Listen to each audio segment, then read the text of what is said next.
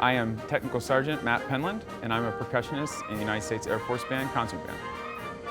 I'm going to talk about the snare drum part, the Florentiner March. I'm going to talk about the very first two entrances that we play in the march. The very first entrance is a solo, and the next one is pretty exposed. So let me just play the very first solo part first on the snare drum.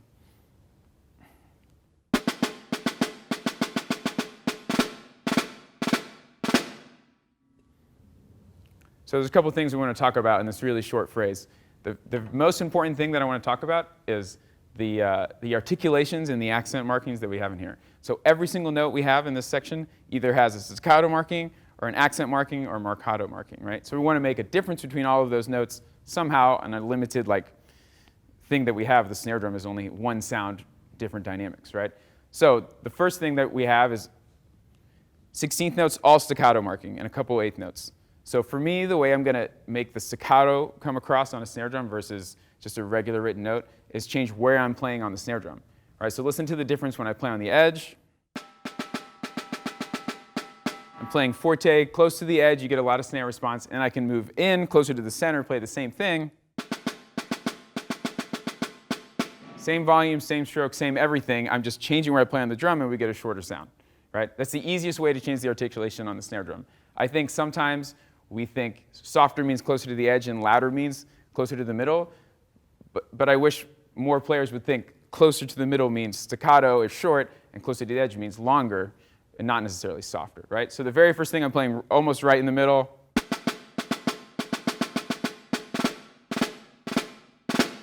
And then the last couple drags, I'm trying to make a difference between the accent marking and then the marcato accent right on the last note. So hopefully you can hear in the very last drag, I'm kind of putting more force into it or more velocity.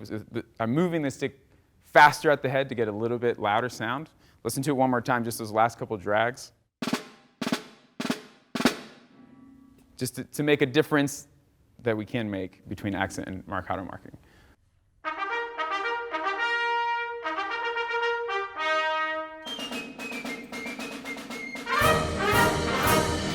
So the next entrance after that, we have staccato markings again, so I'm going to try to play it exactly the same way, and a buzz roll with a break, because it's not tied to the next buzz roll, and then you'll hear a little bit of phrasing on the very last buzz roll.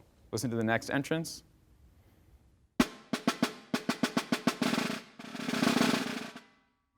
One more time, because it's so short.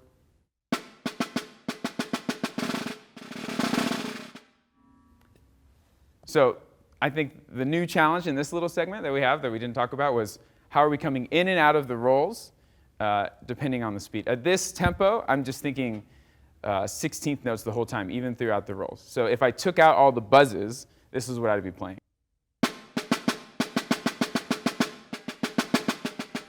And that's what I'm thinking in my head the whole time. The difference is you change the pressure of the stick and you add 3 to 4 notes to make it a buzz. But you make sure your hands are still moving in 16th notes the whole time. So one more time, the first two measures I would play like this. And then with the buzz roll, I'm playing 2E and with buzzes, right? And the reason why I'm choosing 2E and instead of 2E and is because there's no tie there, so I'm trying to make sure I have to lift up my right hand again to start the next roll, right? So then on the very last roll, you heard a little bit of the phrasing.